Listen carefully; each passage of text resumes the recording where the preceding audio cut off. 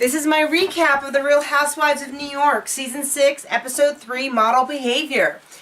So, all I have to say is my relationship with The Real Housewives of New York is very tenuous right now. So, I feel like, et tu, New York, like you've betrayed me as well. I by no means claim to know everything about the show. I'm not a professional editor, nothing. But I feel like they could have eased us into this season a little bit more. I have no doubt that this drama with the ghostwriter thing started right off the bat.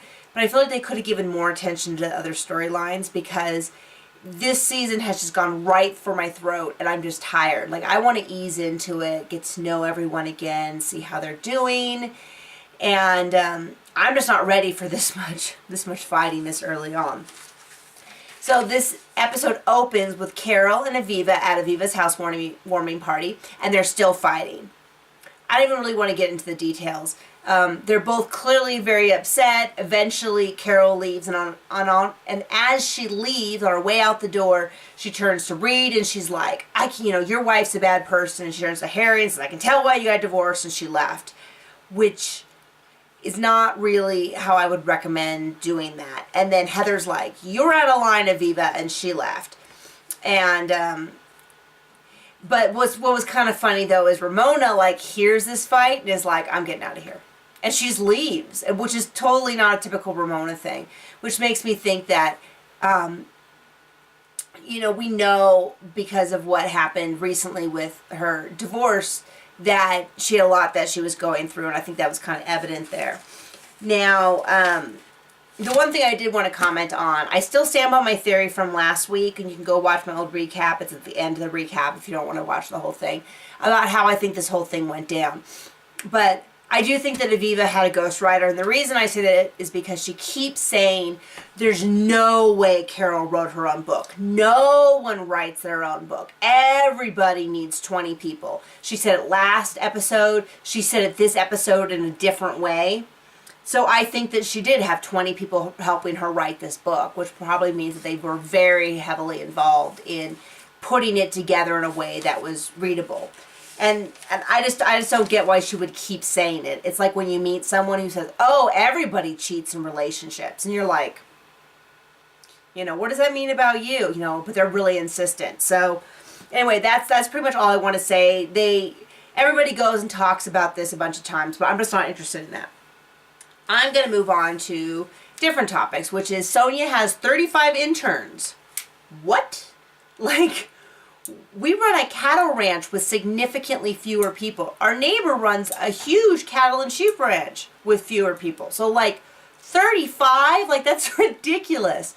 She needs to send me 3 of them. I will put them to work. They can do my dictation. They can do my email.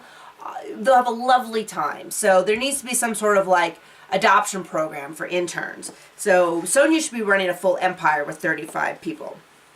And then we see Ramona and Avery, and we have another storyline, just like Real Housewives of Beverly Hills, with the daughter getting ready to go off to college. But I feel a little bit more for Ramona because she only has one daughter. And then we know, once again, I mentioned this earlier, that her marriage might be having some problems at this point. And I've always loved Avery. I've always thought she was this incredibly independent, well mature beyond her age, she didn't want to miss school to try acting because school was really important. She's always called her mom out when her mom's been, maybe dressing too sexy or this or that. So I've always liked Avery. It's clear that Ramona's done a wonderful job raising her because she's a really neat gal.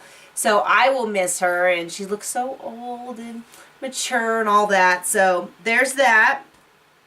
And Carol has a baby shower for a friend who is going in alone, which is very brave. And she just talked to Ramona about the ghostwriting thing and how Ramona ended up in the middle. And I hope it doesn't become a bigger storyline because I don't think Ramona was really that much in the middle. And she was pretty shocked when Aviva made the mention. So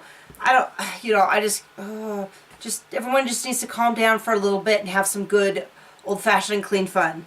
And lastly is this race where it's like it's like a mud run, like a hardcore mud run. I can't remember what it's called, but they have to like crawl under stuff and jump over things. And I did a normal mud run, and I was really nervous beforehand. I got really amped up, and I almost cried, so I could kind of relate to Kristen. You just get so amped up with all the people and the bullhorns and people yelling, and you're like, oh my gosh. Anyway, Heather goes, and her husband goes, and then Kristen goes, and her husband promised to stay with her, and he just takes off.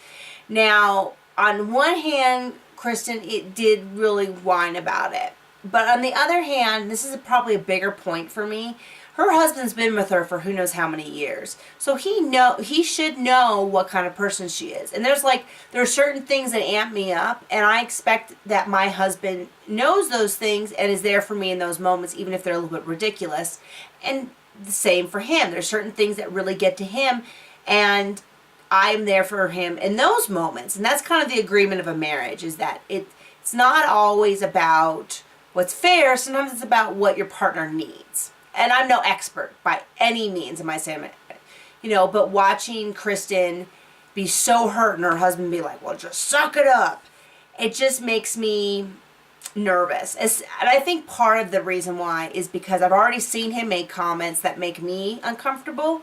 And then we've seen previews of things where they're fighting a lot. So it's kind of like this ominous, it's coming, and it makes you uncomfortable to watch in the meantime.